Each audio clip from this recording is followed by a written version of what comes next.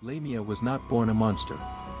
She was renowned for her unparalleled beauty, her golden hair cascading like sunlight upon her shoulders and her laughter ringing like chimes in the wind. Her charm captivated many, but it was the god Zeus who fell utterly and hopelessly in love with her.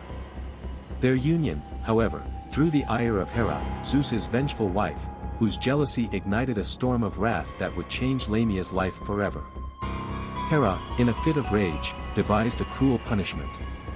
She kidnapped Lamia's children, snatching them away in the night, leaving her heartbroken and hollow. But the torment did not end there.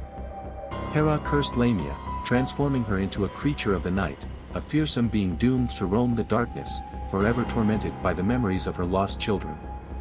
Her once luminous beauty faded, replaced by a grotesque visage that would haunt the dreams of men.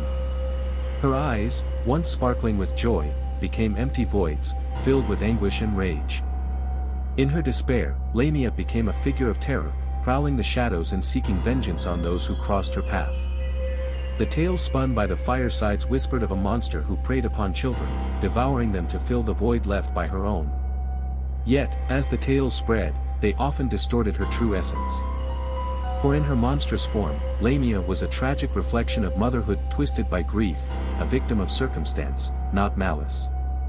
In the quaint villages that dotted the landscape of ancient Greece, mothers would hush their children to sleep with warnings of Lamia. "Beware the shadows, for she wanders the night," they would say, their voices trembling with fear. "Keep close to the hearth, lest she find you."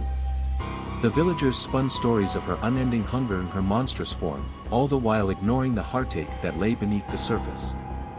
But not all tales cast her as a villain. The poet Nonnus, in his epic work, painted Lamia with a more nuanced brush, exploring the depths of her sorrow. He depicted her as a figure of profound sadness, lamenting her lost children, her grief manifesting in dark beauty, a dark queen, both terrifying and tragic.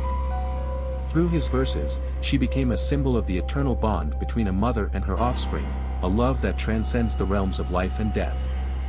As the years turned into centuries, Lamia's story evolved, merging with the fears and hopes of the people. Some believed that if one could glimpse her true form, the beauty that lay beneath the monstrous exterior, one might free her from her curse. Others claimed she was a guardian of the night, watching over lost souls wandering in darkness. They spoke of her ability to bestow dreams upon those who dared to venture into the shadows, leading them through the veil of night with hauntingly beautiful visions. On moonlit nights, it is said that Lamia would roam the ancient ruins, her spectral presence weaving through the stones. Those brave enough to approach her reported hearing her sorrowful laments carried on the breeze, whispering tales of lost love and the ache of motherhood. In those quiet moments, the boundary between monster and mother blurred, revealing a soul forever caught in the struggle between grief and vengeance. In the heart of the ancient city of Thebes, an unexpected encounter transformed the legacy of Lamia once more. A young poet named Lycoris, enamored with the stories of the cursed queen, sought her out, driven by an insatiable desire to understand the pain that lurked beneath her monstrous facade. Armed with nothing but a heart full of empathy, he ventured into the darkness, calling her name in a soft, melodic tone. To his surprise, Lamia emerged from the shadows, her form flickering like a flame in the night. Rather than the fierce beast of legend, he saw a woman, sorrow etched upon her features, her eyes shimmering with unspent tears. In that moment, he understood the depths of her despair, and with gentle words, he offered her solace. "Your pain is not forgotten," he whispered. "Your story is one of love, not just of loss. You are not alone." As Lycoris's voice wrapped around her like a warm embrace, Lamia felt the weight of centuries begin to lift. The darkness that had consumed her flickered like a dying ember, replaced by a fragile spark of hope. In that quiet exchange, a bond formed, a connection between a cursed soul and a compassionate heart. Through his poetry, Lycoris would immortalize her story, not as a monster, but as a mother yearning for her children, forever a symbol of love's enduring power. From that night on, Lamia wandered the night not as a creature of fear, but as a figure of longing, a spectral reminder of the beauty of love and the pain of loss.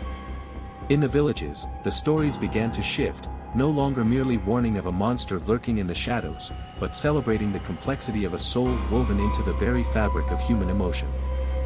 And so, Lamia became an enduring figure in the lore of Greek mythology, a haunting testament to the intertwining threads of love, grief, and the eternal struggle between darkness and light. Her tale reminds us that even in our darkest moments, we are shaped by the love we carry within us, and that beneath the surface, every monster has a story worth telling.